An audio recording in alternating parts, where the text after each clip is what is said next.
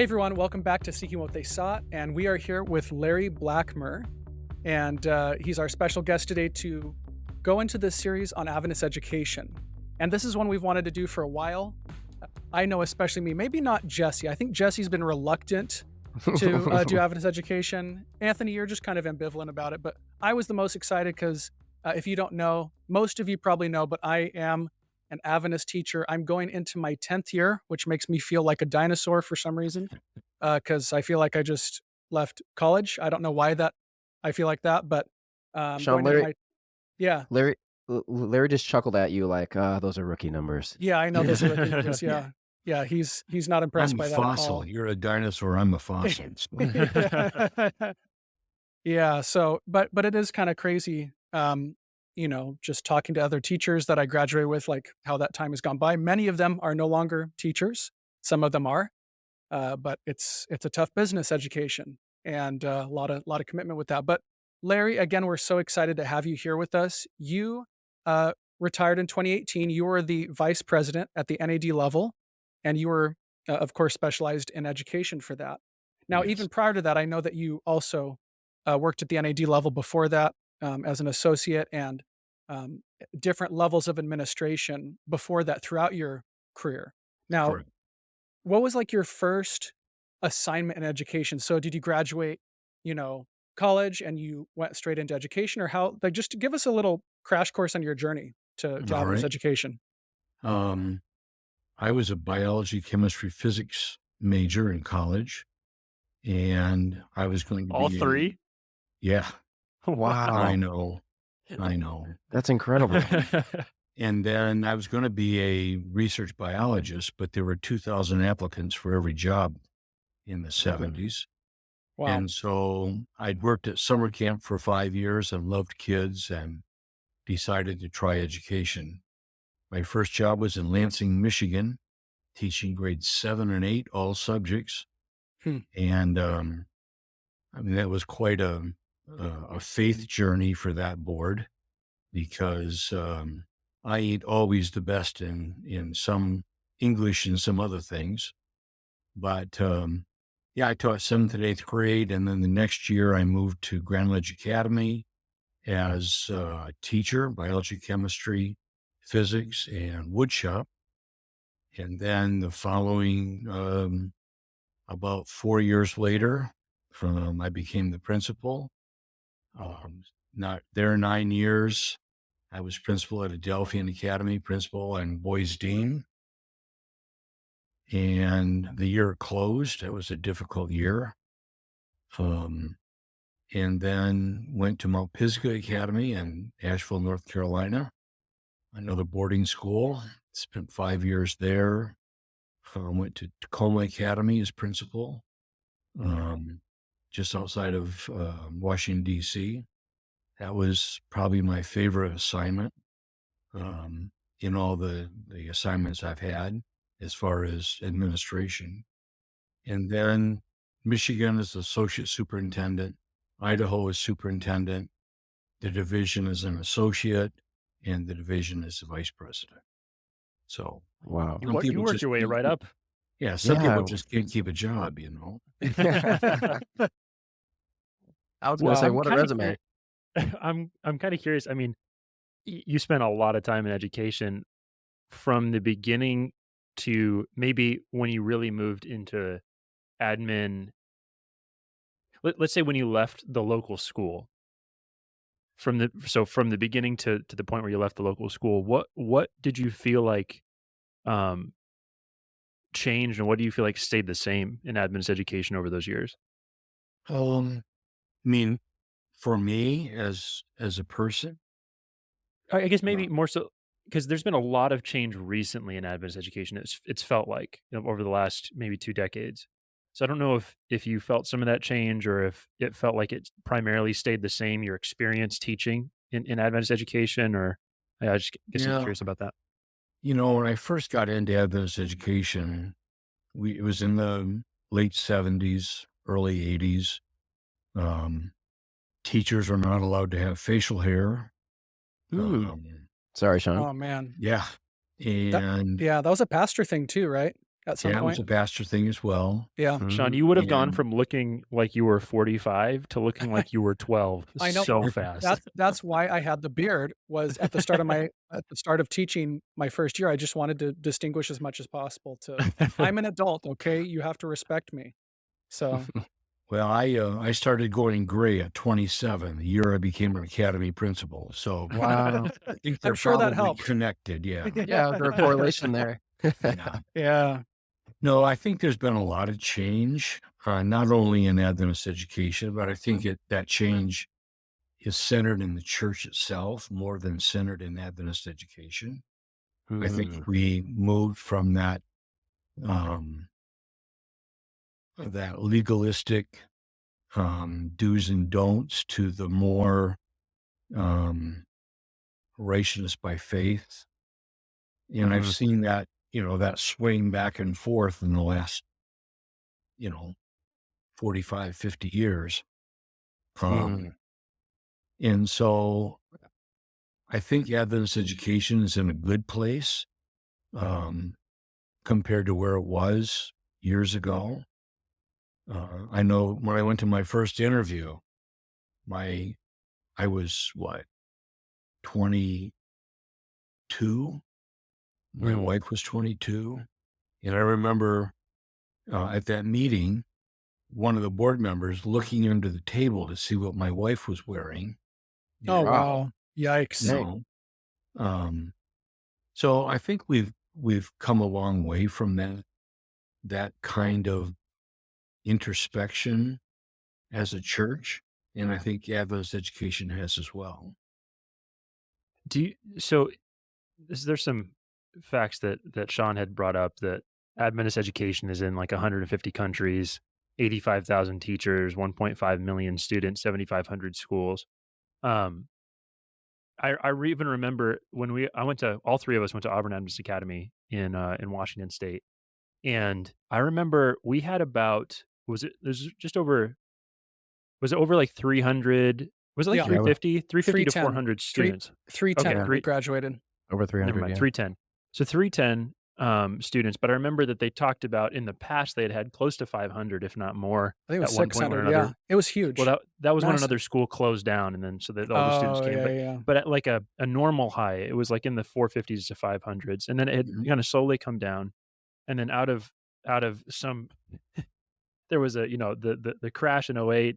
We all graduated in 2010. There's a crash in '08, some other stuff that happened specifically at our school, but it went down to, I think, under 200 for a bit, Yeah. and then has kind of rebounded to a little bit over 200.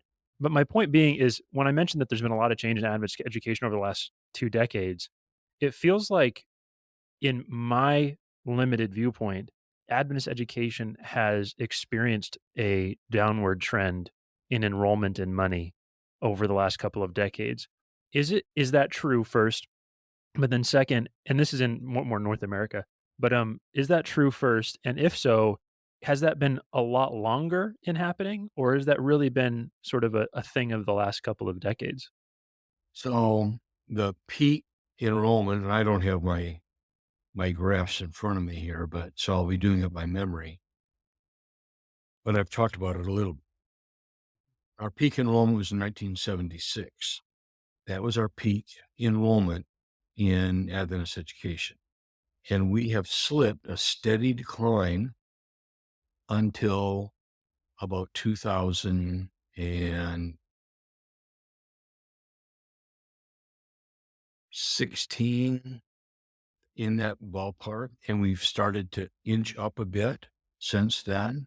I think COVID really, we've had quite an uptick in enrollment since COVID, not only the Adventist Church, but I work with the Catholics and the Baptists and the Lutherans and the Jewish schools across um, many countries, and most of them have had an uptick in enrollment as well. Um, I think the decline from 1976 to where we were in 2016 or so, a lot of that has to do with parental choice, parental decisions that they've made. I think we lost a lot of of so back in let me see how to approach this. When I go around and speak at alumni weekends around the country, and I do that a fair amount or did, I would always have people come up and say, I haven't darkened the door in an Adventist church for the last 30 years. Mm. And I was kicked out of the academy for eating a hot dog. That's a true Wow. story. Yeah. And I've never darkened the door since. I believe it.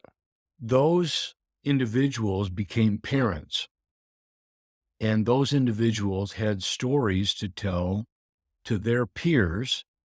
And I think a lot of the backlash against Adventist education came from those very legalistic years in which kids were,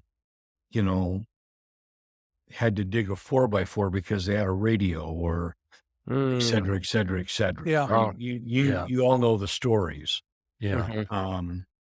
And I think it's our job as a church to help heal those stories. I gave out a lot of diplomas for individuals that got kicked out of school their senior year. Wow. And I would find out about that and try to get a hold of the school if I was speaking there for the weekend Mhm. and get an honorary diploma for that Wow. student. Wow. And I don't know how many times I've had people that have said that's changed their life. Well, Mm. that's just one little thing. If each one of us took those kinds of responsibilities onto ourselves to mend fences and to mend Mm. broken spirits, we'd be a lot better off. That's rich. Wow.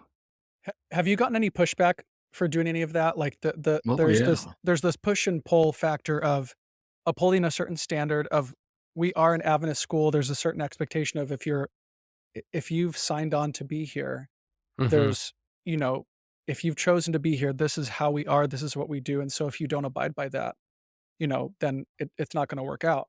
So how do you balance that concept of being set apart for something specific, having a certain identity, but also you have those stories of baggage? What made you decide and how did you analyze which cases to say like, yeah, this was too far, they deserve an honorary diploma versus, oh, there's a good reason they didn't graduate? Um, to be honest, if a student wanted that diploma and it wasn't something that they were kicked out for drugs or, something like that. If it was just a culmination of things or a hot dog or leaving campus without permission or something like Mhm, that, mhm. then forgiveness is what we all have to give. Mhm. And hope for the future is what we have to provide for everyone. So Mhm. I would do my best, if administration would allow it. What's an honorary diploma? They can't use it to get into college, and they're Yeah, 50 years old anyhow, sure. Mhm. and been holding this for 30 years. Yeah, Why not try to heal that and move on? Mhm. Because it's not yeah, yeah, hurting anybody to say, I'm sorry you felt that way. I don't have to say, Right. I'm sorry the school did that to you. yeah, What we have to do is say, I'm sorry you felt that way and you still feel Wow. that way. And deal with it on a personal level and don't try to excuse what the school did because they did it and that's what they did. Yeah. But Mm. we can apologize for how people feel and what we have done to make them feel that way. Yeah. Wow. I feel It like what you just said, Larry, the difference between those two things is very nuanced.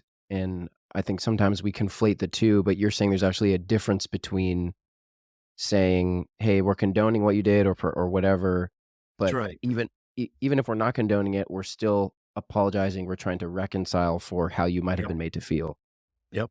Wow. it's sort of interesting because, well, I use that phrase, but I guess what I really mean is it feels like it's a challenging tightrope to walk for Christian education because it is so like let's say with a public school, like you break the handbook rules, you broke a clear line, we kick you out. It's a school, you know. When it's Christian education, there's also the weight of Yeah. religion and potentially Mhm. how an authority figure sort of can take an unconscious or very explicit um, feeling of this is what God is doing to me through this authority figure. And so, Projecting it on God, you're well, what saying? right or wrong, like Yeah. it feels like it, especially like I mean we had some funny experiences. Like one time we had a vice principal get up and say we shouldn't talk loudly in the cafeteria. I think his whole idea was that he just didn't he wanted it quieter in the cafeteria. But his whole thing was that it's because it messes with your digestion if you talk loudly in the we're like, "What?" Yeah. We're like, "Well, no, the Because science checks out." well, but then what's funny is because of Ellen White and because of a lot of the food and diet things within Adventism, when he says that, whether or not he means it to be like a religious sounding thing, it very easily gets intermingled with that. Yeah. And so there's so many things that I would imagine get intermingled with a religious or like God is doing this to somebody or this is what religion does, this is what people Yeah. who follow Jesus do. So it feels like the standard for care has to be immensely higher at a at a Christian educational institute because you have that ability to damage people so greatly and damage their religious experience so greatly. Yeah. I don't know if you have any thoughts on that. Yeah. When I was a principal, I think particularly at Tacoma Academy, I would always start the year by saying, I'm the administrator. I make the rules. The rules are not made by God. The rules are not made by the Bible. The rules are not made by the pastor. They're made by me, the administrator. For instance, dress code. I can decide, we as a faculty can decide whether you wear a burqa or a bikini and whether those are acceptable. But our rule of thumb is to make our rules so that they are back away from the edge so that when you cross the line, you're not going to get damaged. Mm. And we're that way as adults, right? If it's a Yeah. 55-mile-an-hour speed zone, we're all driving 60. We know that if you drive 66, 11 They'll get you. miles over, you're going to get a ticket. Yeah. So we drive 5 or 6 or 7 miles over, just over the line, but not to the place where we're going to get a ticket. And Mhm. kids are the same way. You might as well admit it and talk about it. Yeah. And we instituted uniforms at Tacoma Academy in an urban school Hmm. in the early 90s. That was an unheard of thing to have uniforms in an urban school. But by the time we implemented those uniforms, the students had voted it, the parents had Mm. voted, the board had voted it, and there were reasons for it. It wasn't just another school down the road saw that we were doing uniforms in July, announced to the parents that they were going to institute uniforms Mm. in August or September. Oh, wow. It was an Wow. absolute disaster. Yeah. We had a number of incidents on the Tacoma Academy campus in which people would come on campus that were not supposed to be there and Mm. beat people up or cause problems. Mhm. And so I explained to the students, if I can look down the hallway and everybody's in a green shirt and somebody walks in with a red shirt, I know they're out of place. I know they don't belong. Mhm. Isn't that a safety issue? Yeah. Yes. And by the end, and then I said, you guys choose the uniform. Mm. We're not going to choose it. You choose it. And they chose shorts and skirts and, khakis. That was the uniform. Well, as long as everybody agreed to it, the whole purpose was to have a safer environment. And in the end, we did. If we were just to say, this is my rule. You do it. Hmm. Leviticus 7:12 says, Yeah. Yeah. you Your know, church. Yeah. Yeah, and that's a helpful, obviously, in the classroom too, Larry. That's a classic piece of advice I got pretty early on was if you make class rules with your classroom, have them help make it with you. Like yeah, we all have to agree these are the rules for our classroom versus these are my rules. right. And that changes.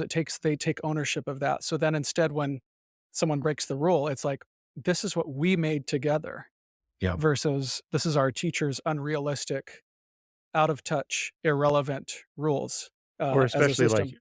or especially that like this is something because I think some of the damage that has been done over the years, and it sounds like you're more aware of this than I could ever be, Larry. But it seems to me that some of the damage that's been done is because it wasn't just like it wasn't even an arbitrary rule. It was a rule that felt like it was connected to scripture in some sort of way, or at least had some sort of Yep. religious, Yep. cultural Yep. backing that meant that they get, for eating a hot dog, now they're kicked out. It's like, that's some pretty wild stuff that definitely is gonna cause a lot of damage, and I guess that's why I say, and it is refreshing to hear you talked about it, um, but that's why it seems like the standard of care has to be so much higher because if not, any sort of lack of intentionality in that space, I feel like then can very easily become, "Oh, yeah, this is the religion doing this to me," rather than, Yep. "These are the rules of a school, this is the Yep. this is what we had to come to." And it does sound like a lot of the time religious language got used in ways Yes. almost and unintentionally to Yep. try and uphold a standard, and that has seemed to have done a lot of damage. Well, I mean, you take a boarding school right now. Um, they are in the toughest position because they say no jewelry, no meat, no music, no phones, on and on and on. The church standards, the old and those church standards are imposed by um, gray-haired boards Mm. that live. They want the school to be the moral standard for the Yeah. church, City on the hill. Yeah. but yet the kid goes home on the weekend and goes to church, and the lady elder on the stage has great big old long earrings and a plunge neckline, and you know Yeah.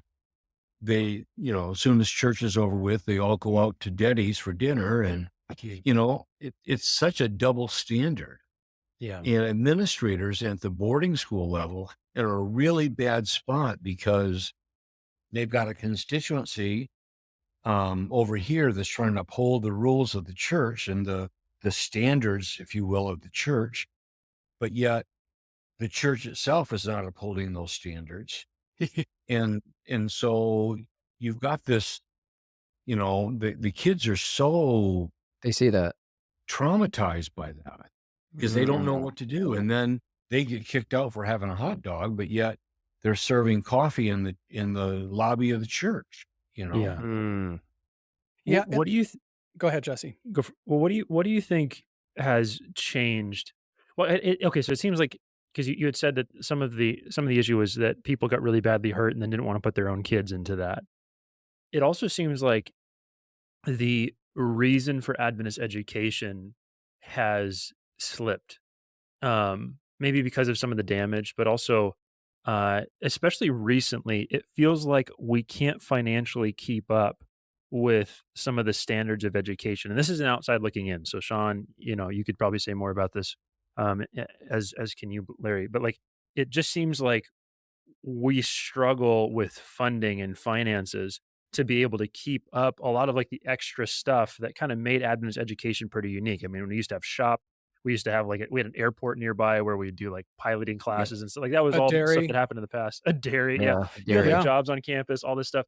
But it feels like in a lot of places that that hasn't necessarily been able to be kept up by Mhm. because of funding. And so I guess I'm wondering, is there a kind of a cart before the horse thing there? Was it the slip that then led to funding declines and all, like I don't know exactly how to describe that, but it just seems like that has been a piece of the puzzle. We're not able to keep up with standards of education in the same way.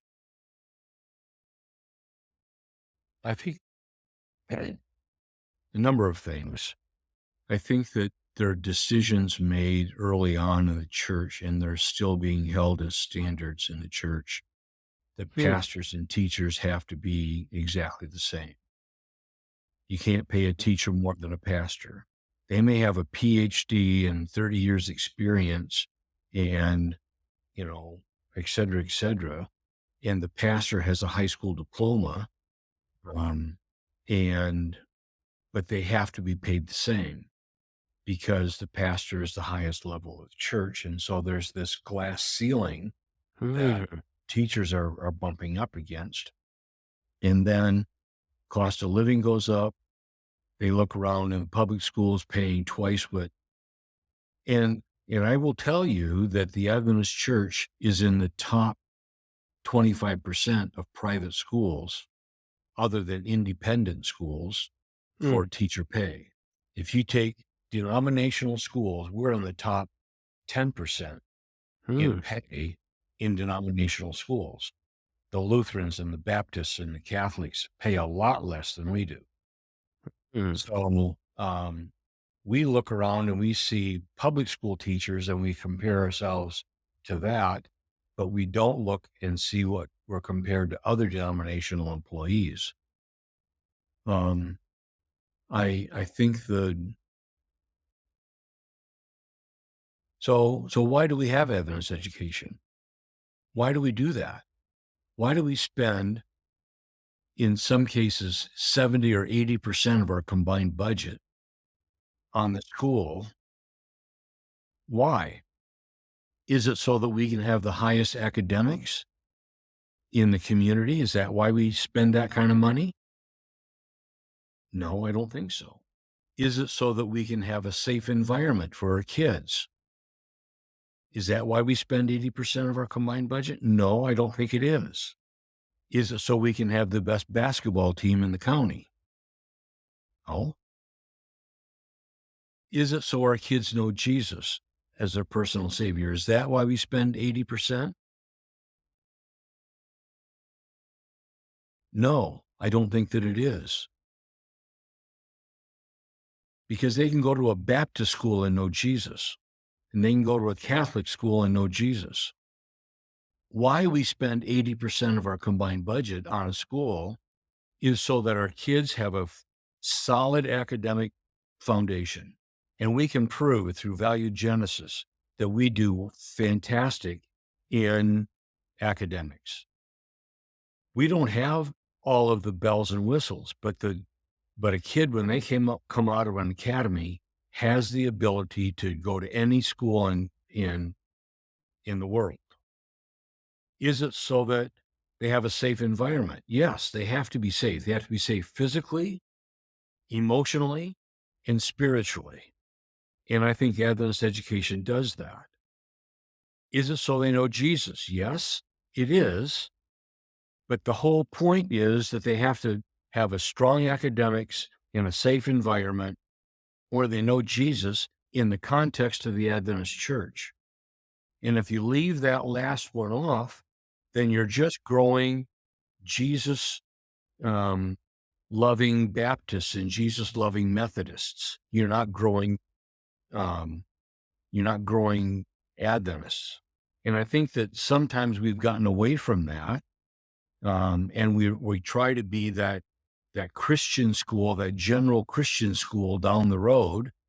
And I think we lose our distinctiveness in doing that. They want to be distinctive. Parents want their kids to be Adventists as they grow up. Not as much, I think, as my parents did, or probably your parents. I think that desire, that end goal has gotten, instead of a path to heaven, a path to righteousness, a path to a Christian life, have morphed more to a path towards Ivy League school or a path to a, Hmm. a higher degree or et cetera, more money. Yeah. And I think that we've lost some of those distinctivenesses in the church. Are you saying, Larry, that in your perspective, the goal of Adventist education primarily is to make Adventists first and foremost, beyond Uh, other things? The goal of Adventist education is that every student knows Jesus Christ as their personal savior within the context of the Adventist church. Mm. That's my position. What would you say is, or multiple, plural, are the distinguishing factors? And this even gets back to our series on what is an Adventist, right? Because this Yeah. this is the challenges we had a series of people on to describe or define to us as leaders of the church what an Adventist is. And what we learned from that, and we learned a lot of valuable things in listening to other people, whether we agreed with them or not, is that there's a varying opinion of what is the core of Adventism. Yeah. And so that's part of the challenge. Is it seems to be that some of the maybe challenge you speak about when it comes to not having the distinguishing factor in the schools is maybe a symptom of what's going on in the church at large Yep. as You're right. our culture. So if that's a Mm. challenge, it's going to bleed into our system and our employees, professionals, administrators, if that's the tension that's being felt. Yeah. Um, so yeah, what is in your opinion or from your perspective, what are those distinguishing cornerstones that make Adventist education distinguishable and maybe as a byproduct more successful? So there are five doctrines that set us apart from other denominations. From my perspective, the Sabbath, right? I mean, there's Seventh Day Baptist, but in general, the Sabbath is one of those distinctive theologies. The sanctuary, the state of the dead, um, spirit of prophecy, and nobody can ever name the fifth one. Can you name the fifth one that's a distinctive that the Adventist church holds that nobody else deals with? Let's see. Sabbath, sanctuary, state of the dead, I spirit of swear prophecy. we What's the said last one? theology. Yeah. Second coming. Here's your quiz. Yeah. Well, there's lots Is of it lots of churches that believe in the second coming. I mean, they may believe a little differently here and there about how it's going to happen. Okay. The remnant church. Oh, that's not a Okay. mess. Interesting. Nobody else deals with the remnant church. And so if those are our five distinctives, our five pillars that are different from everybody else, when's the last time you heard a sermon about the sanctuary and the relevance of the sanctuary to the Adventist church in church? Unless you are in an evangelistic series, you're not going to hear that. You're not going to hear about the state of the dead or the five distinctives. Maybe the Sabbath. You hear that's an easy one for pastors to preach on.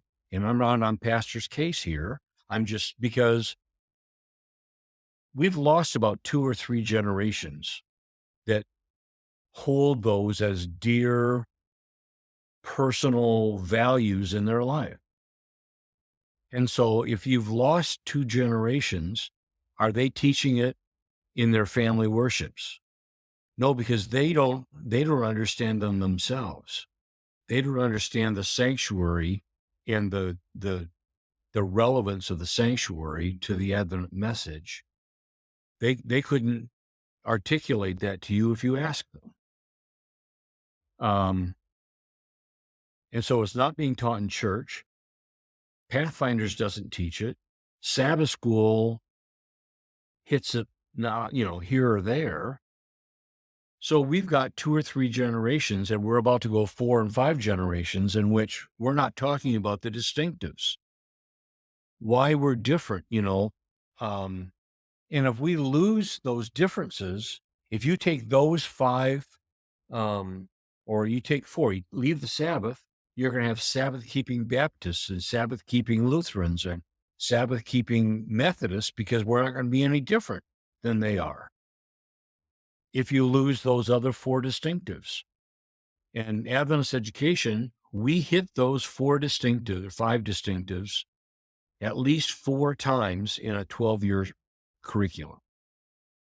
And so we are trying to instill those distinctives so that we as a church can continue to be that distinctive church that that God wants us to be. I'm a So fisherman. Go ahead.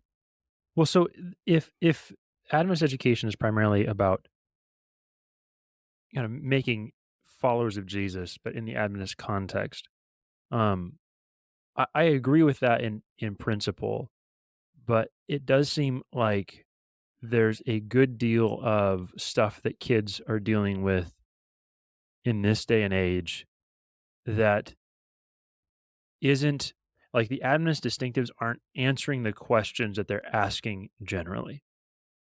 You're Um, right. and that's kind of, I mean, it's part of, I think part of it is that we have become less of a quote unquote Christian nation. I guess by that I mean we used to take for granted that most people had a basic Christian understanding. Um, that was a foundation to build off of, and if we could, talk about some correction of theology, then people could come out to a more holistic picture of God. We don't have that same reality now, and I think you're right to identify in Adventist families. There's definitely less of a less of a space where what's the right word? There's less of a space where Adventism at its core is the main point. Like there's a lot more people who are teaching their kids about Jesus and so and like some Adventist stuff, but not like, let's get into the Bible and get into the sanctuary doctrine. There's definitely a lot less of that, I think. Um so all of that does leave a lot of kids with less of a biblical foundation than maybe previously. But then it seems like our answer is to then just go back in and teach them Adventist distinctives instead of like, well, what is the core foundation of Scripture? That's what I'm kind of hearing, and so I guess I'm curious about like what is the way now that we are trying to teach following Jesus? Because I guess and I can add one more thing to the conversation here. Yes, it's true that kids are asking different questions, but also we have been teaching people for a long time about ideas rather than practical like relationship with Jesus, what that experience should feel like, looks like, all that stuff. And so I guess I'm curious, like, what is our approach now to try and solve what is being asked in 2024 instead of maybe what was being asked a few decades ago? Yeah. One of the last things we instituted when I was in the office was a new Bible curriculum called Encounter Bible. And I think it's been extremely successful across the division. Sean, I don't know if you use Encounter Bible. Yeah, I teach Bible, so I've used it since 2017, Yep. and Yeah. I teach junior high, so the high school one rolled out sooner, and then the junior high elementary, Right. around 2017, I think it started. Yep. And the whole purpose of that is not to make them memorize the books of the Bible and memorize 87 proof texts before they get out of academy.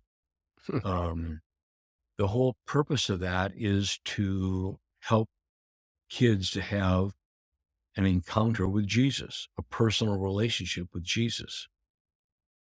I use an analogy. I'm a fisherman, and I've made a decision that I'm never going to fish in a swimming pool. Why would I not fish in a swimming pool? Nothing to catch. There's no fish. There's nothing to catch. And I think spirituality is caught, not taught. Religiosity is taught. Spirituality is caught.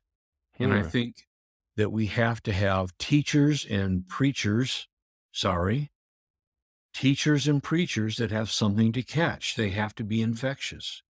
If we had, in my almost humble opinion, if we had 100% of our teachers and preachers that were infectious for Jesus and had that personal relationship that every student wanted to catch, we'd be in a different place. So what's created the culture for that not to be the case? So this is where I go back and forth a bit, Larry, because I hear you on the five distinctives, having a clear goal. And it seems to be there's a bit of tension there because we just about 20 minutes ago talked about how some were burnt out on Adventist education, not on those specific five things, but the cultural distinctions like don't eat the hot dog, don't wear jewelry. Those are byproducts of our cultural and eventually biblical understanding of scripture, things that are pretty unique to Adventism. What to do on Sabbath, what not to do, right? I'm sure kids were kicked out for doing certain things on Sabbath Yep. they weren't supposed to do. So you have this challenge of, well, it could be easy to interpret what you're saying as, well, you're asking me to do two things. You're asking me to both uphold the distinctives, and I'm not accusing you of this, I'm playing devil's advocate, of course.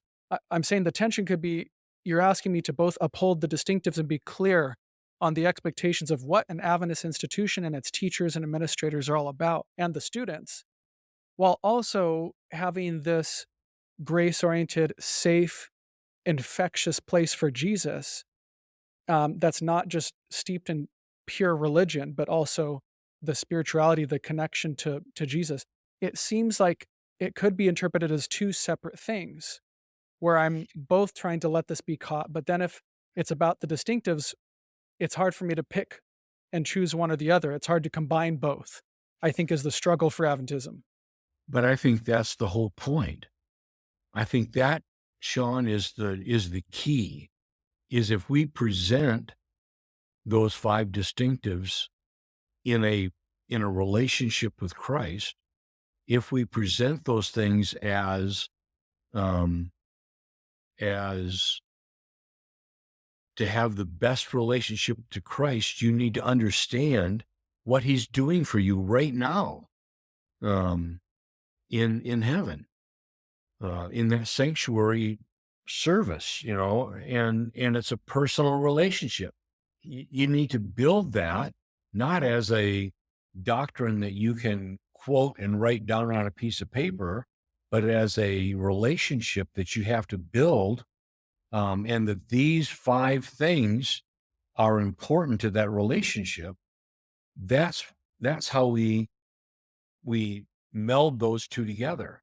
I think you're right. I think if what I say, how I say it might be interpreted sometimes as saying, you got to preach these five things and drill it into their heads. That's not it at all.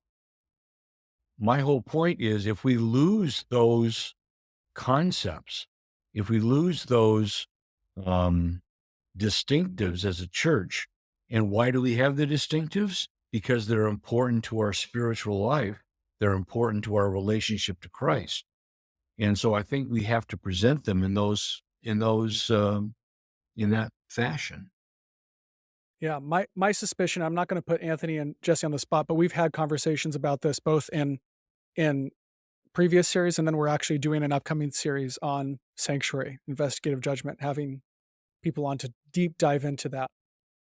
My suspicion from the many discussions we've had, and just my sense, this is anecdotal, is that Adventism at large, at least within North America, that's what I can mostly speak for, Yep. is that there's probably two of those five distinctives that we would probably say pretty easily across the board, yes, like let's find a healthy way to do that, which would be Sabbath and State of the Dead. I don't think there's a lot of pushback against those two. I think the last three, you're going to see a lot of strong divisiveness and probably, honestly, in my experience, apathy, like just in what's the word? Indifference, right? Yeah. So whether it's just kind of like, yeah, like if you bring up the word remnant, it's like a swear word in Adventism at this point. Sanctuary, it's more just utter confusion. Like we just don't know what to do with that. And then Spirit of Prophecy, another mix of confusion and like a bit of you know, Been beat up with it. yeah, it's been beat over the head, and a lot of those people Baggage. you've probably talked to, and I've talked to many too in my own church that grew up where they didn't spend a lot of time reading the Bible in class. They read more Ellen White than the Bible in Bible Yeah. class. Yeah. Mhm. And when we went through, I actually in a Bible study group went through the Desire of Ages with the Bible. They said it was their first time reading cover to cover Ellen White. They had only heard quotes from her. And they suddenly got like, hey, I get the space Ellen White exists in Adventism now, having read her Mhm. alongside the Bible. I get it.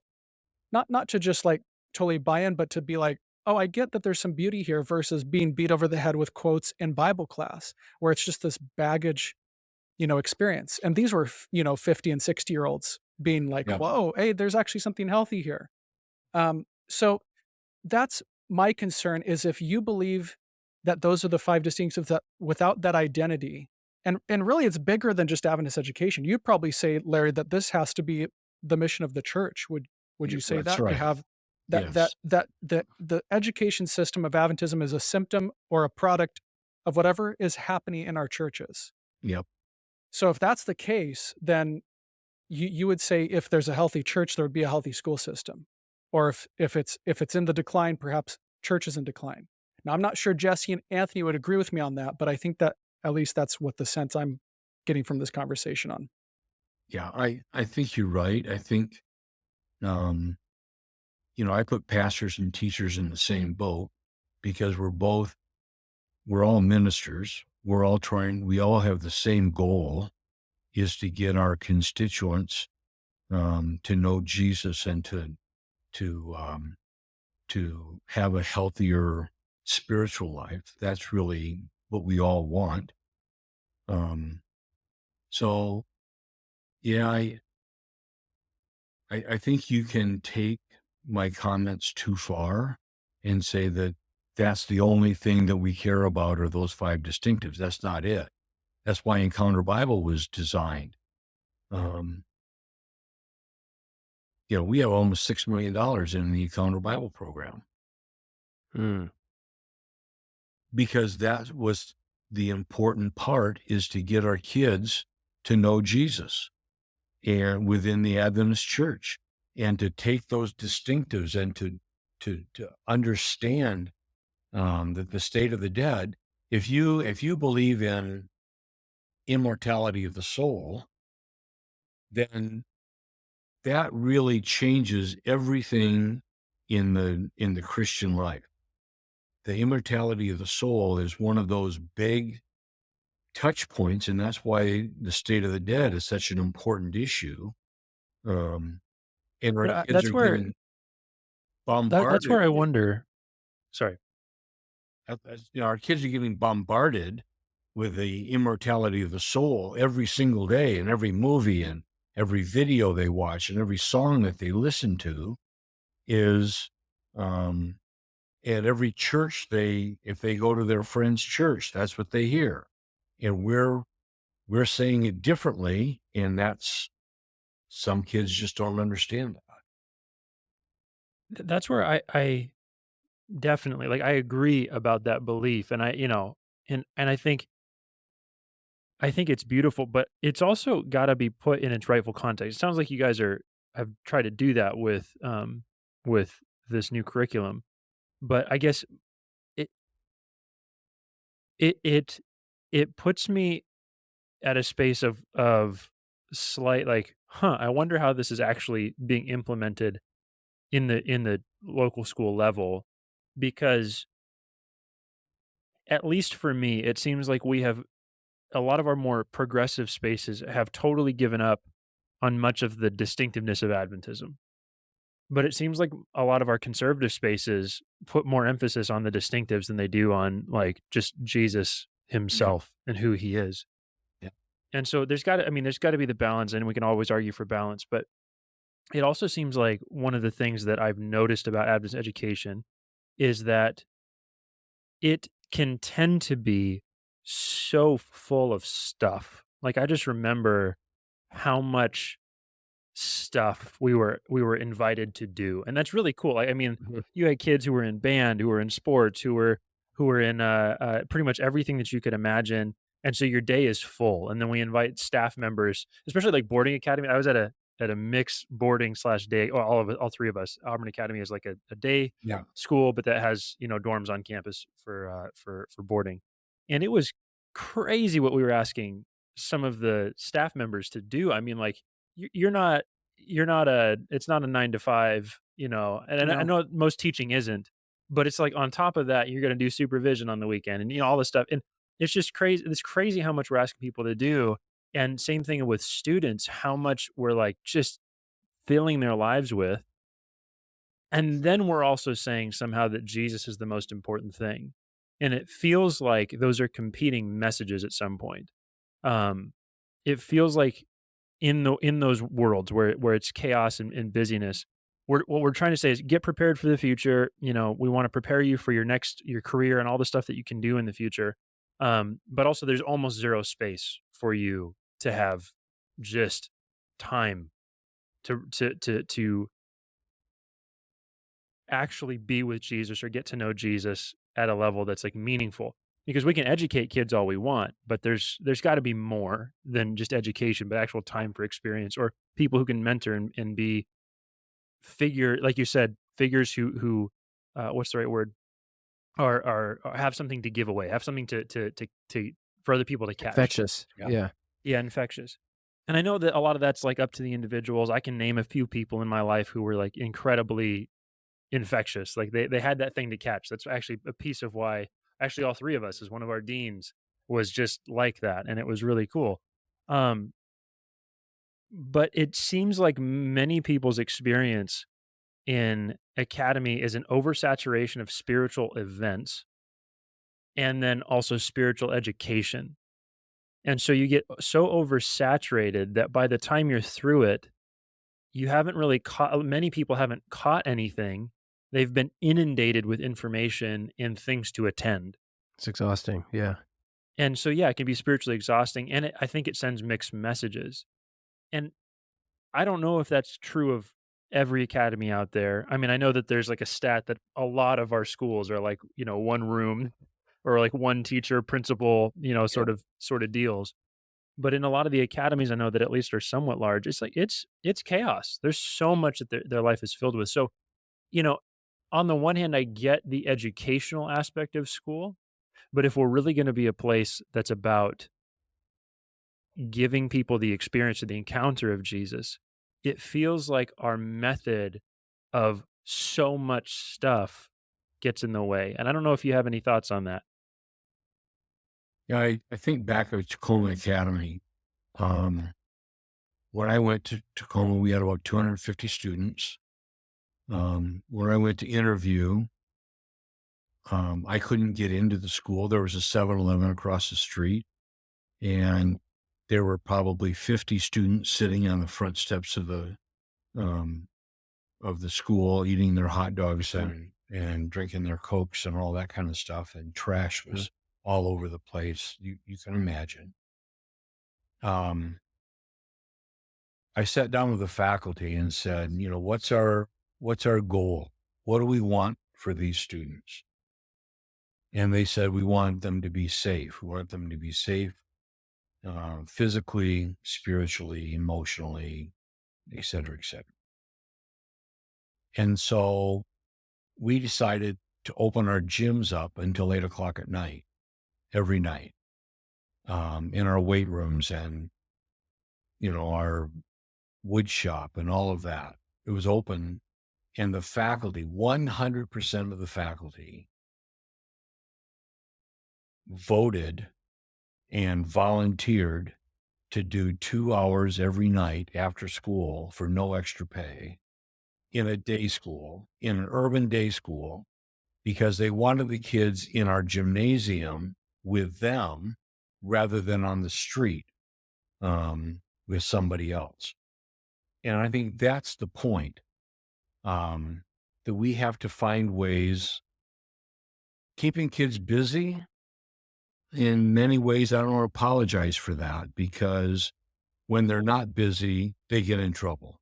I mean, they do things that that's where, in my in my experience, that's where it really gets dicey, is when kids have just nothing to do. And so they're wandering around and they get in trouble. They don't mean to get in trouble. They don't mean to do bad things, but that's what happens.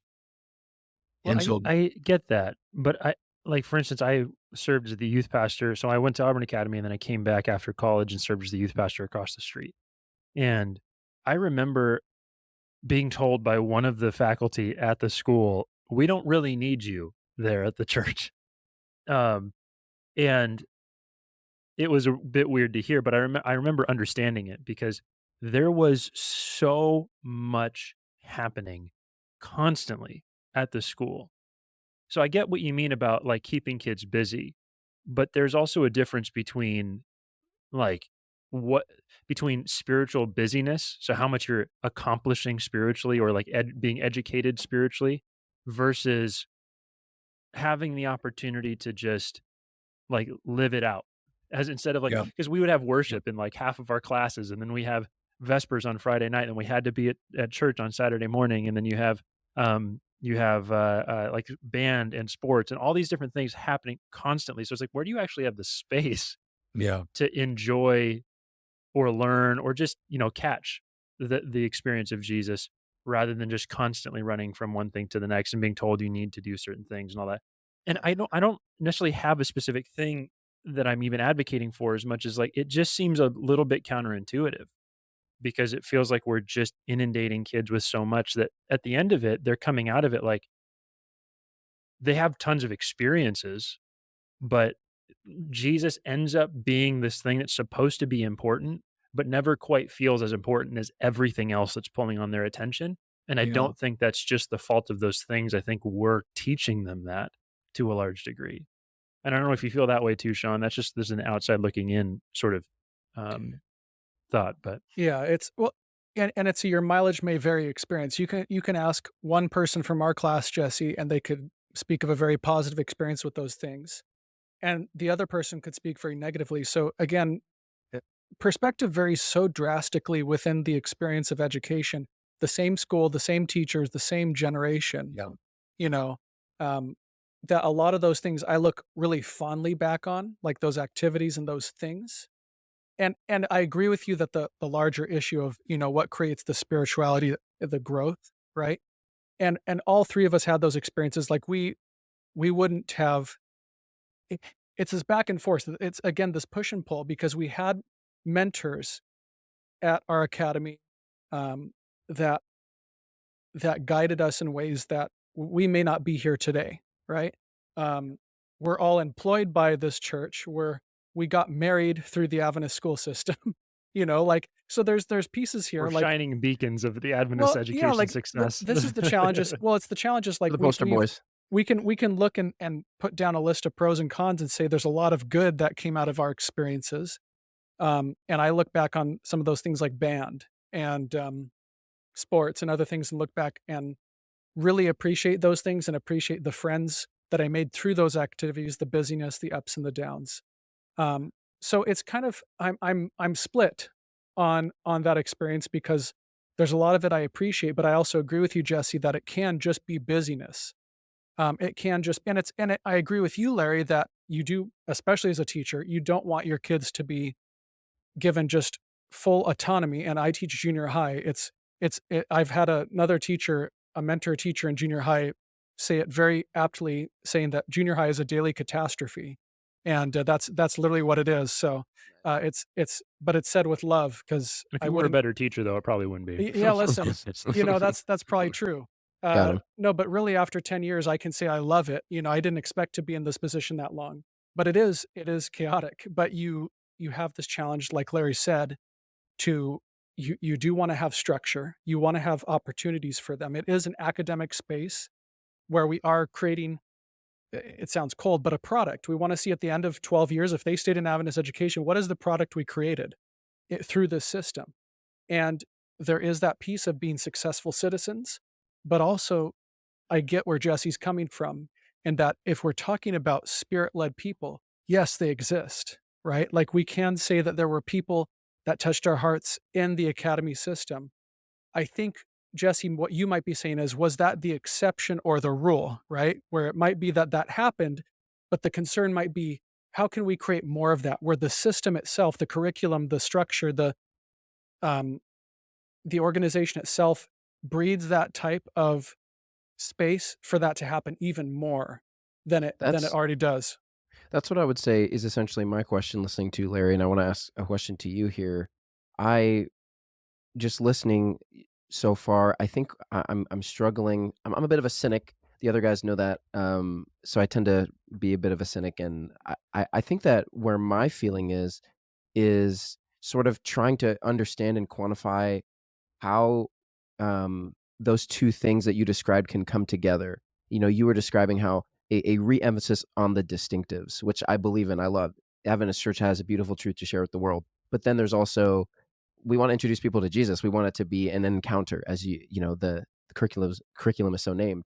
Um, so how did those two things actually come together? And I think that what I'm wrestling with is kind of something Jesse said a minute ago was sort of when you go to schools that tend to be a little more, you know, the administrators or teachers, they lean towards the conservative side. It tends to be all mostly intellectual, focus, ultra hyper focus on the distinctives, and Jesus seems to get lost. But then when you go to the other side of the spectrum, it's either Jesus or maybe not even Jesus at all, and it's just kind of a walking away from the distinctives, and they're focusing on high education, getting into Ivy League, stuff like that. And even my own personal experience from being a youth pastor at on the West Coast at La Sierra, um, I remember the academy across the street, and this is not shots fired at anyone there, but I remember having conversations interpersonally with a lot of the seniors when I was there. And time again, majority of the seniors, a large portion population of the seniors would say to me, I have no intention of being an Adventist after graduation. I'm done as soon as school's over. Um, and And so I wonder, that's like the less, quote unquote oppressive space of right? Adventism, which is You pretty Yeah. wild. Which is interesting. You would assume that maybe it would be in maybe some of the more traditional spaces, but here I was at one of the most progressive academies in the country, and a lot of the seniors were like, "This isn't for me."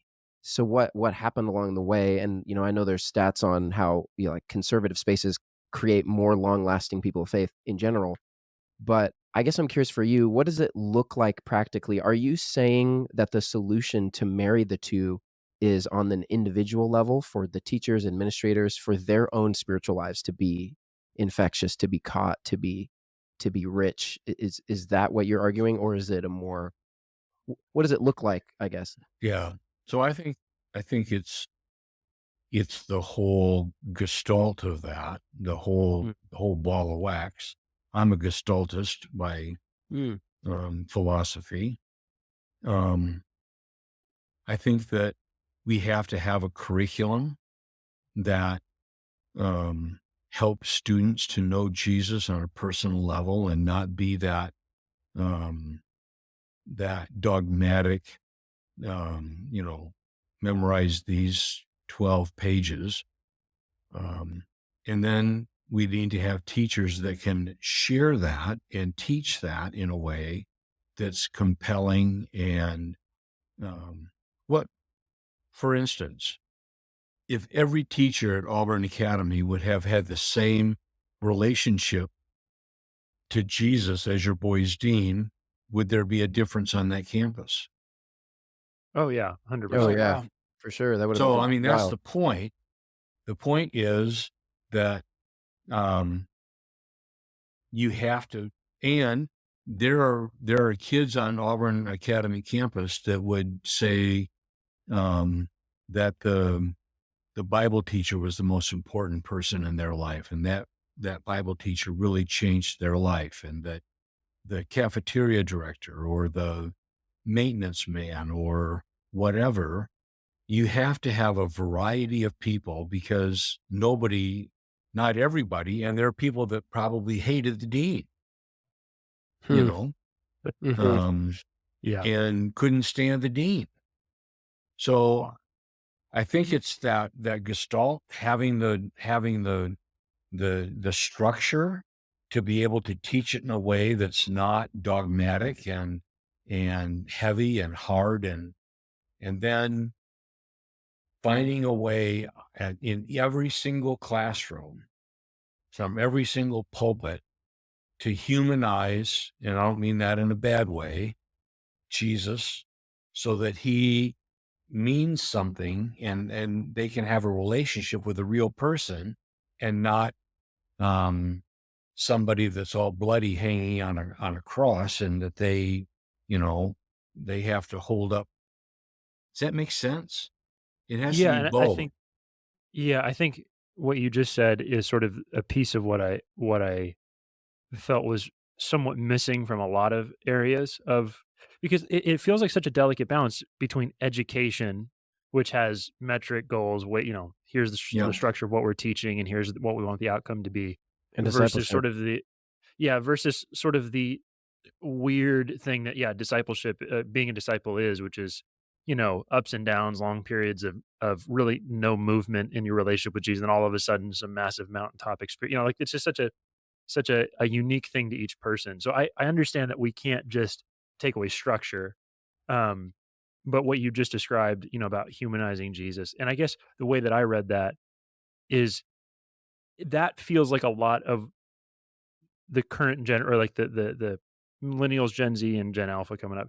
The real question is less about, what are the Adventist distinctives, and more so like, is Jesus in general applicable to my life? Like, is there any real reason that matters outside of, Right. everything else that's pulling on my attention? And so what you just said, I feel like, answers that question a bit more. So yeah.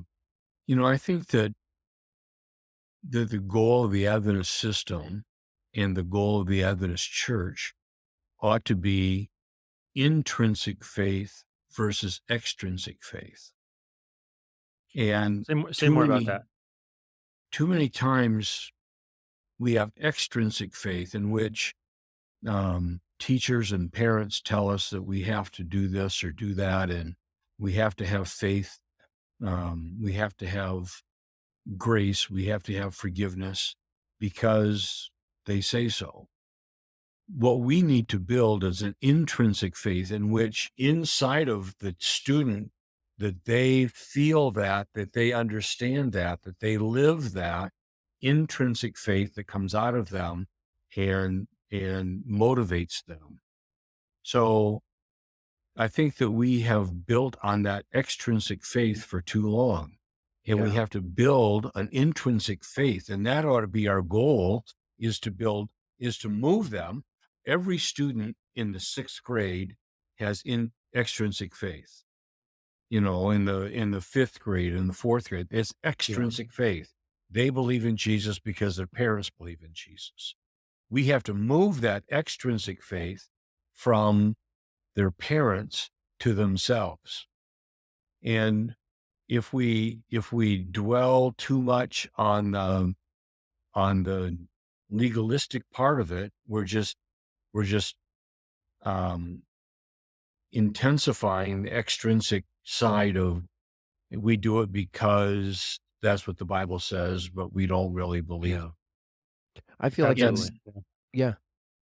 In Value Genesis, I had 30 years of Value Genesis in which I led part of that process. So And that for intrinsic and those extrinsic faith is part of that. for those of us who aren't familiar with Value Genesis, would you be able to describe that? Yeah. So every 10 years, the Adventist Church, through the North American Division in my office, would do through La Sierra and the center down there, I forget the name of it right now, Gillespie would do a survey of 1,500 academy students.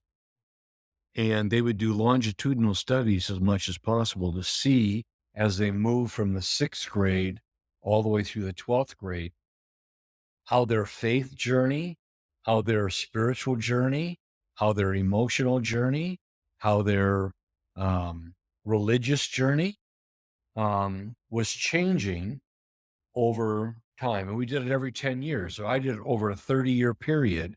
And I encourage you, if you have not looked at Value Genesis, it is rich in material. For instance, we would ask the question, um, is there anything you can do to lose the love of Christ? In other words, can you be so bad that Christ doesn't love you? Can you do something so bad? And everybody would say, the majority would say, no, there's nothing you can do to lose that. And then we'd ask the question, um, um, what do you have to do to be saved? And we'd have this list of things, what you had to do to be saved. And then we'd ask the question, do you think that you are saved? And they all would give all the right answers about righteousness by faith and a faith journey and all of that, but then they didn't feel like they were saved. That's what we have to get to, is we have to get to the point, and we've spent, that's really where Encounter Bible came from, is from some of those kinds of statistics, in looking at how kids could not personalize a relationship with Christ. They knew what the answers were. They could quote all of the proof texts, not specifically, but in general. They knew what the right answers were, but they couldn't internalize that to themselves. Wow, that's really interesting. So that, if I'm hearing you correctly, these long-term studies are recognizing, or they were recognizing that that was the issue. And so it sounds like that's kind of what Encounters came out of. That's where Encounter came out of, is The new trying to help them have that personal relationship, to personalize that spiritual walk, so that they could grow and develop from an intrinsic faith rather than an extrinsic faith. Yeah. Hmm. So for just a second, moving away from maybe the more spiritual aspects of Adventist education, um, I am curious about the place of Adventist education, um, when it comes to I guess the overtly non-religious aspects of it. Though the goal would be that it's tied in across the board. But what is it about Adventist education, or the ability of like a smaller private school system to educate students, that is, I guess from what I'm hearing about from you, creating better outcomes for students? Because there's the anecdotal evidence of, we'll have friends who laugh and they'll be like, "Yeah, I didn't learn some really basic things I should have," or things like that. And that's people's experience. They don't have a different experience outside of Christian schools, so then they only have the Adventist education to critique. So it's like, well, maybe if you went somewhere else, you'd be really grateful for Adventist education or something like that, or maybe vice versa. I don't know exactly, but I guess I'm curious about why not just stick with churches primarily as like your area of, here's where your spiritual space is. Why also do we have an academic space as a major focus of our church? Um, I think the genesis of that is counsels from that Mrs. White got when she was back in Battle Creek, and I think we've built that system. So, for instance, where is spirituality taught? Where are our values taught at an Adventist school? In what class? Oh, I would hope that it was across the board. That's Would that the be the idea? point. That's Yeah. the point. The point is that the history teacher is going to teach history from an Adventist perspective, from a Christian perspective. And the values they teach in that history class are going to be spiritual values. I work with the Jewish system, Hebrew day schools. In Hebrew day schools, the rabbi has to teach the religion class. but they don't care who teaches math and science and PE. They don't care. You could be an atheist. You could be a satanic warlock. They don't really care who teaches math. From our perspective, that math teacher is just as important, and their spiritual development is just as important as the Bible teacher. Yeah. Because if you go to Bible class, you go to math class, and they're cussing and swearing and telling you that this is okay and that's okay, and if you feel like you're a girl today, go do it.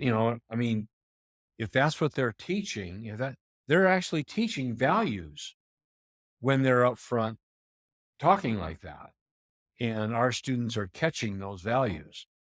You have the research, right? You have both value genesis, and I know, Larry, we haven't brought it up, as cognitive genesis. I know there's been multiple studies, just bigger picture evidence that Adventist education is worth the investment. I know that's a concern for people sometimes, like, why are we putting so much money into Adventist education? I know bigger picture, and we've had discussions here because Anthony, Jesse, you guys are pastors. You've done that for a decade. I've been a teacher. I've seen that side, and I've heard those discussions, right? I've been in faculty rooms where I know sometimes the beef is with churches, and I know the other side is probably a church board or committee or the pastors that have a beef with Adventist education or teachers or a school.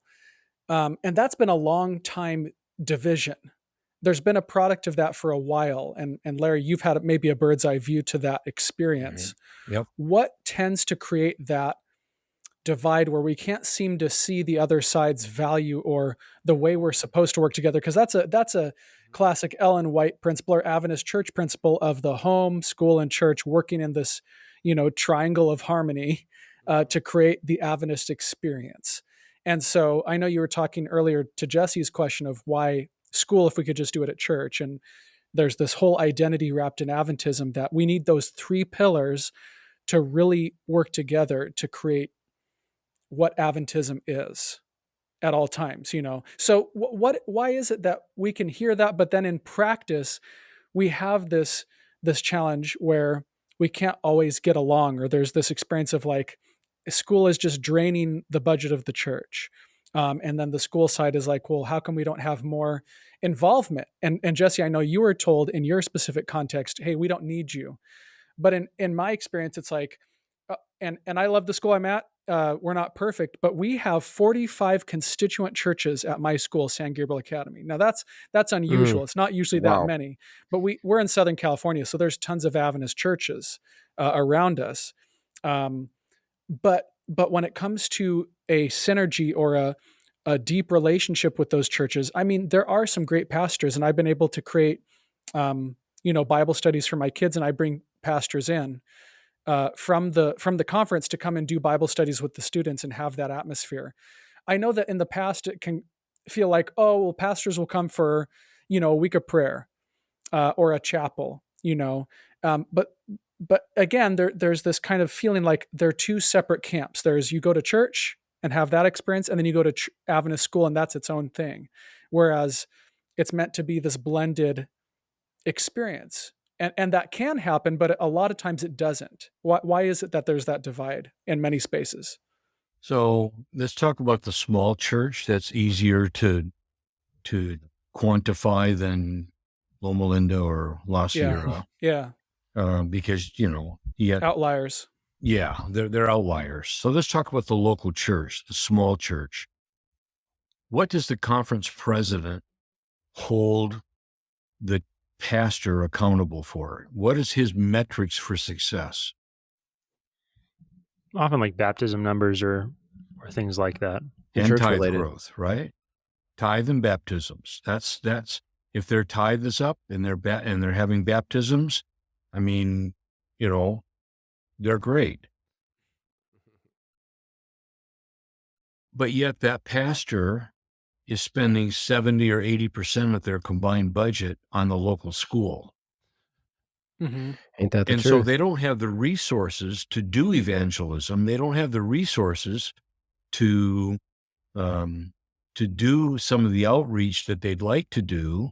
And so the school is the throttle that is holding back the pastor from being successful in the eyes of the conference office and in their own eyes, because they know that that's what the criteria they're being held accountable to.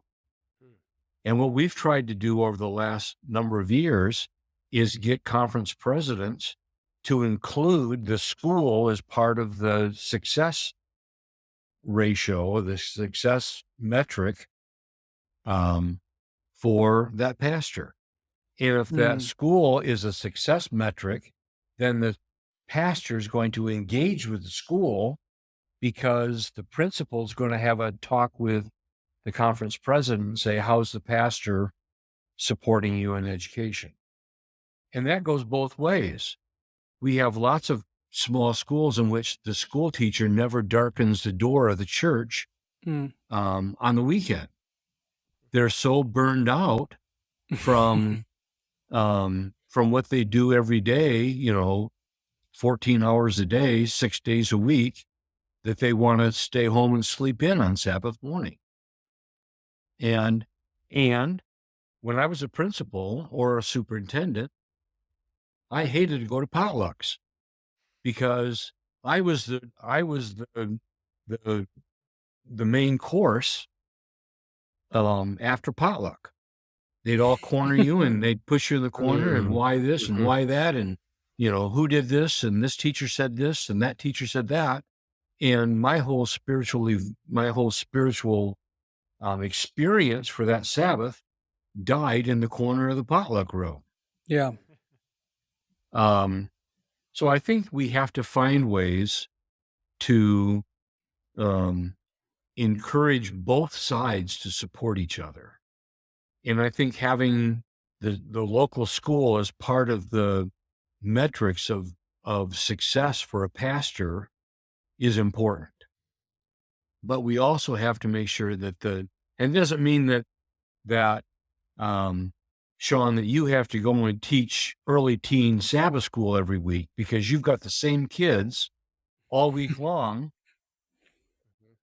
You shouldn't be teaching them on Sabbath morning. They need to hear a different voice and a different perspective and a different person saying the same things you say, but from a different perspective. Yeah. So I think, and too many times in small churches, the teacher is expected to do the janitorial work and to do the treasurer work, and they have to be, a Sabbath school secretary, and they have to be an elder, and they have to do this. And all of a sudden they're so, Sean, to your point, they got so many activities, they can't really have time to have that personal relationship to Christ as a teacher. It goes both ways, right? It's not just the students, it's the teachers that get burnt out too. So it's both sides. Yeah. It really does make sense that it's both, and I can resonate with that. It took me a while to jump on board, to be super active. I love the church I'm at. But for instance, I do adult Sabbath school once a month, and that's nice because it's a change of pace. I actually get to talk to adults after literally hours every day talking to little kids. And then I've got a 5 and 2-year-old at home. So whenever I get to talk to someone over the age of 12, it's thrilling. But it's that is a big issue, is burnout, right? Like I said at the beginning, maybe it was before we started recording or at the very start, that, teachers burn out hard, not just in Adventist education. That's just a problem in education. Yep. There's a huge shortage of teachers.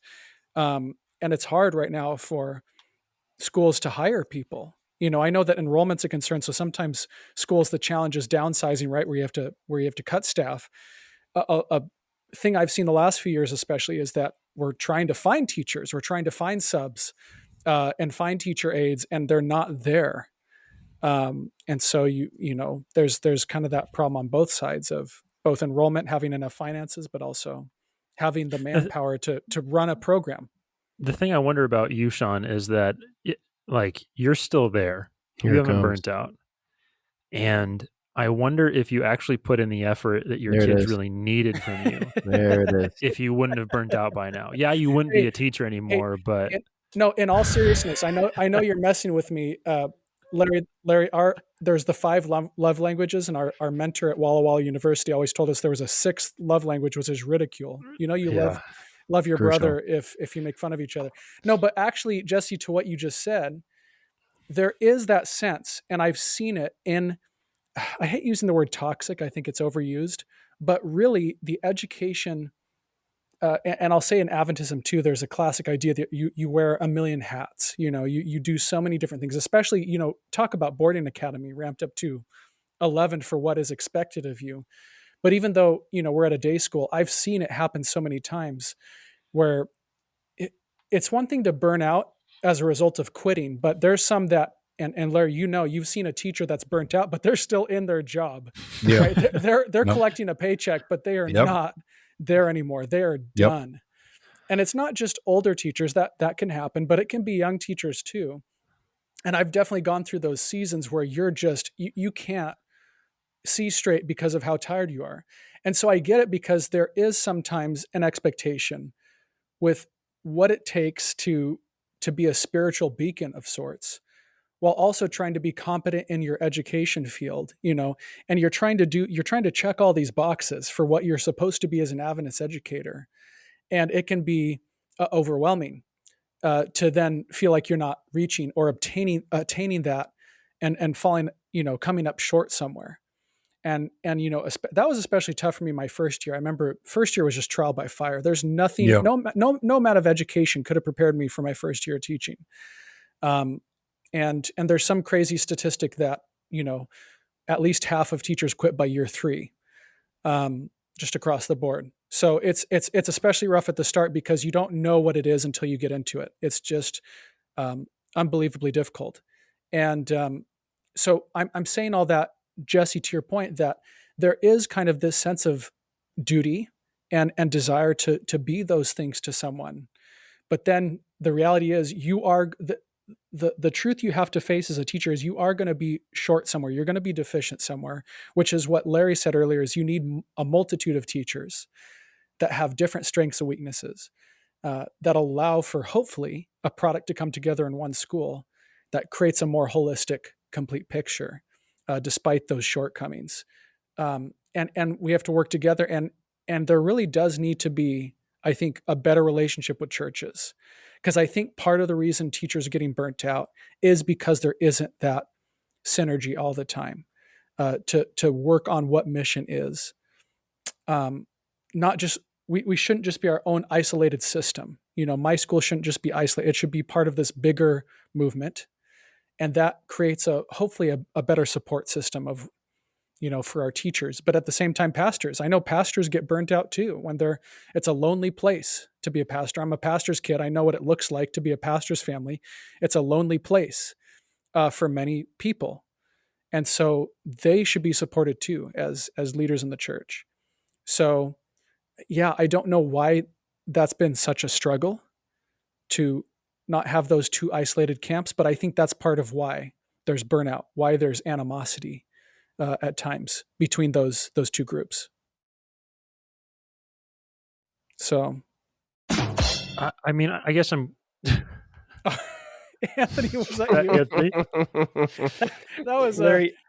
The That was a timing of double. that to go from just a serious moment to just Anthony has all the power to use these sound effects. Oh my word. Well, let's talk about this, Larry. I'm curious. So Sean just talked about burnout. You had mentioned finances as some of the if we're just going to talk about the tension between churches and schools, right? And you had talked about making the metric of how the school is doing attached to pastoral, towards the pastoral metric as well. But when I was pastoring up I was at a smaller church of, we had probably like 130 in attendance, rotating. So we're like 90 to 100 on a Saturday. And we had a budget. One of the things is that conferences have tended to encourage churches to buy property and to build quickly. And so a lot of churches are carrying mortgages. And then you have to do all of the support stuff. So we're not just paying rent; we're also paying insurance. Not so much insurance, but we're paying all the utilities, all this stuff that we have to do just to support the running of the church, right? So now we're not even we're when we're talking about mortgage and support services, like we're not even talking about ministry yet at all. And at my church, we were running what is that? 70% of our budget was mortgage and support. So that's not even ministry. None of that is. But then if you were just to take the 30% we had left to dedicate towards outside or like towards ministry in the church and outside of the church, out of that 62% of it went to subsidizing our local school. So when you took 100% of our budget, all said and done, I had 11% of it at the end of the day to give to ministries, and 11% of this is an old budget, so I feel comfortable saying the number at this point. I think it was like $8,900 or something like that a month. So whatever 11% of that is, that's what we were left with to put into all of the different ministries that we had. I think $900 pretty much. Yeah, it was something like that. So it cripples the local church to have all this financial stuff put on them. At the same time, I also believe in Adventist education, but it just feels like our financial circumstances, along with like giving tithe and all that stuff, like the financial reality that a church is faced with is really challenging, especially the small ones. So it sort of becomes this thing where it's like the school succeeds, At the or the expense. school constantly. Well, it can feel like that, even though I know it's not totally true.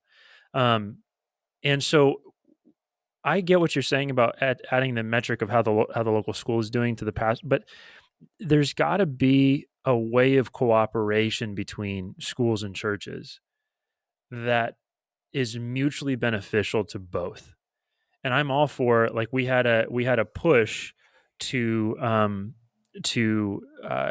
get like an inventory of all the school age students or school age kids at your church, and then getting as many as you could into Adventist education. And they had like scholarships that they were willing to put out. It was a layperson led thing. It was actually really cool.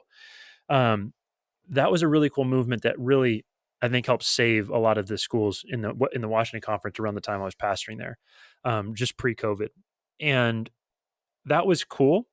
But again, we were still left with, we have so little money to do anything at the local church level. So there was support from our local church, but there was also just like, we can't keep spending this percentage of our budget on this. So I don't know. I don't know if you have a solution, as much as just like how are churches and schools supposed to work together outside of just being present at each other's, spaces? Like, how is that actually supposed to function in a way that's mutually beneficial? I think for the pastor to be seen so if the pastor's only seen by these kids in a day school, Sabbath morning up front, and that's the only relationship they have with the pastor, is that, 45 minutes when they're up front speaking. Yeah. Then even if the pastor has something, is infectious and has something to share, the students aren't around them enough to catch it. So I think that there's an important part of the church being part of the school program, not just coming and doing a worship and then leaving, but actually standing around in the recess time and bantering back and forth with the kids and playing kickball and all of that kind of stuff. What that starts to feel like, though, to a local pastor at a certain point is like, I have to write so I have 40 hours in a week. Some of that is just Saturday morning. So let's just say I have 32 hours in a week. I got to write a sermon, run meetings, do visitations. If I want to do anything past that, I have like 5 to 10 hours a week, maybe, to do that. And then in addition, I'm being asked to be at the local school to do all these things when there's a decent number of staff there to be able to care for those kids. It's not that I don't want to be. I did, when I was near local schools, like I would show up and I had good relationship with students. I even coached I coached soccer at that was a really meaningful experience. I would advocate that people do that, but that's also that's a lot of time that I'm spending at a local school that takes away from what I'm doing in my own duties at the local church. And so to some degree, I understand what you're saying, but it also feels like we're constantly asking for mutual support both directions when both sides are maxed out. So I guess that's kind of what I'm wondering is I'm all about the mutual support, but how it's a lot to ask. In the Adventist church, about, and my statistics are old, so am I, but that's beside the point. We prefer the term wise. Yeah. Two things. 45% of the baptisms in the Adventist church come from schools and summer camps. That's really 45%. Almost half of the baptisms in the church come from those entities. Shouldn't the church be interested in at least half of the baptisms that are available? They ought to be. The other thing is, when I was in Michigan, I did a statistical study, and I took all the churches in the Mission Conference. We had 200. Is that right? Anyhow, we had a lot of churches and a lot of schools. We had 55 schools in Michigan when I was there. And I took all of the churches and I looked at their tithe and membership growth over a 5-year period. And I took and compared those that were constituent to a school and those were not constituent to a school. Those that were not constituent to a school, as a whole, their tithe and their membership went down every year over a 5-year period. And those that were constituent to a school, their membership and tithe went up every year. So there ought to be a financial incentive to be part of a school in the long term for the church to be part of that program, because it's a growth issue. But churches are often, it can come across as almost a penalty. When your tithe goes up, your percentage of subsidy goes up. So, okay, you're getting more tithe, but now a significant number of that. So you don't even get your tithe back outside of a local church, a local pastor's salary. But now, okay, so now we're giving more money away to the conference and we're giving more money away to the school. And it's not about I don't want lives changed. I don't want kids here going to our I totally support that, and most pastors I think do. But it's also this isn't financially viable for many places, especially the smaller locations, because you end up just hemorrhaging all of the money that does come in, and then seeing diminishing returns even as you get more students. So it's that's a pretty challenging space to be in. I don't know if that's been looked at by from the GC level down, and So part of the issue is we're trying to encourage conferences and unions to share back down to the local church as much funding as we can. And we're giving the conferences and the unions more money, and we're saying don't keep it, push it back down to the local conference, and those local conferences then ought to be pushing that money to the local church and to the local school. That makes a lot of sense. And if that happened, it would, I think, make the relationship between schools and churches, at least behind the scenes, a little bit better. I don't know, there's pastors out there who they got a big passion for Adventist education. And so that's, they're all for that. But there's other pastors for instance, my thing, and I think this is the experience of some other pastors as well, was, I'm trying to create a church community where where students who graduate will want to even be at after they graduate. Yeah. And some of that involves worship style. I need to be able to hire a worship pastor or worship leader in order to be able to do that. And I can only give them $500 a month. Like it starts to create these issues where it's like, okay, I get that a lot of our resources are going into this, and rightfully so, but we're also shooting ourselves in the foot, past that when it comes to resources. And so it feels like a part of the conversation that, yes, if money gets pushed down through back into local churches, it's like, okay, cool. Like now we can do something with this. This is a mutually beneficial thing, but that's a challenge. I don't know how many people of our listeners even know about these challenges that a lot of pastors experience behind the scenes on this. But that feels like a challenge. But all that being said, I guess I'm kind of curious about your hope for Adventist education. And you've said that it's kind of increased over the last few years. What's kind of the hope for trajectory in the future for Adventism, Adventist education, I guess?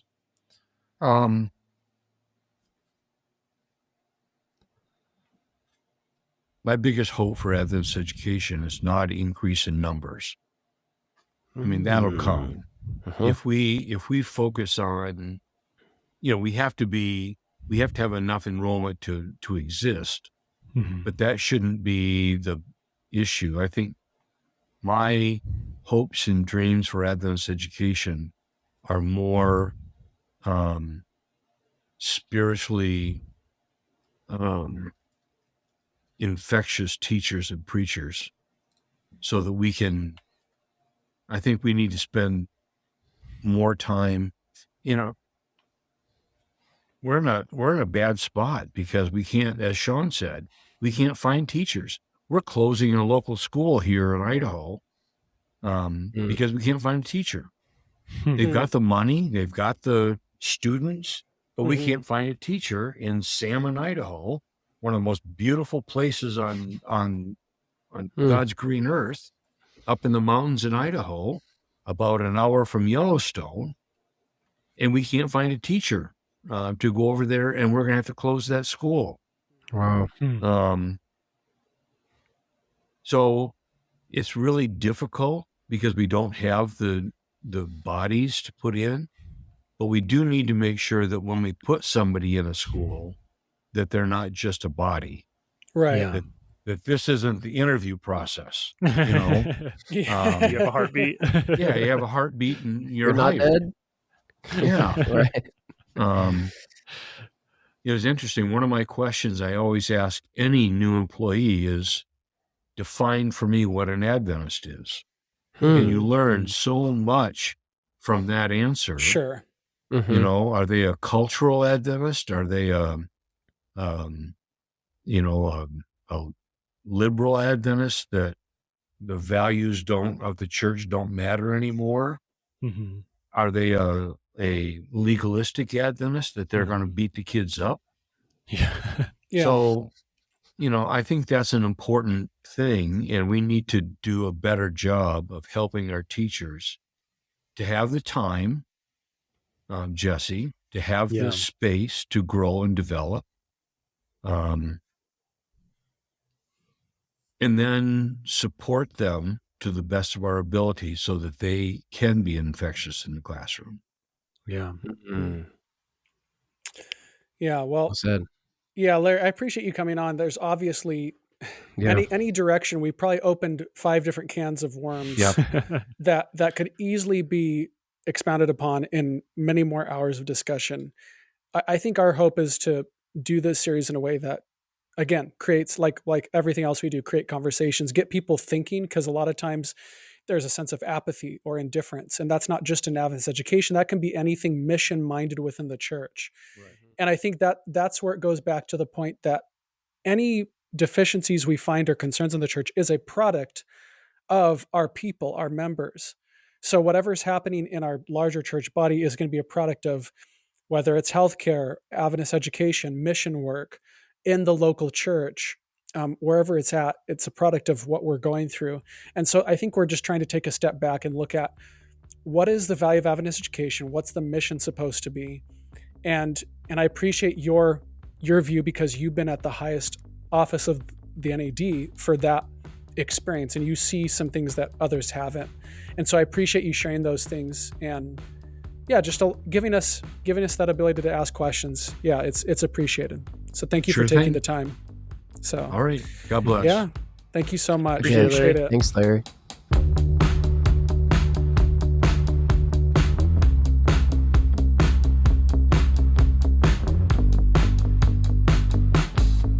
Hey, what's up, everyone? Anthony here. So great to be with you once again. It's been a little while since we had a new outro, but wanted to hop on just to give you some updates. So first and foremost is we're just so grateful for all of you who journeyed along with us through the Polarized series. It was a bit of a long journey, but we're so grateful for those of you who followed along, who engaged, who sent us emails, DMs, text messages.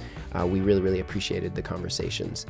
Speaking of conversations, we have embarked on a brand new journey. As you may have noticed, we are having conversations all about Adventist education.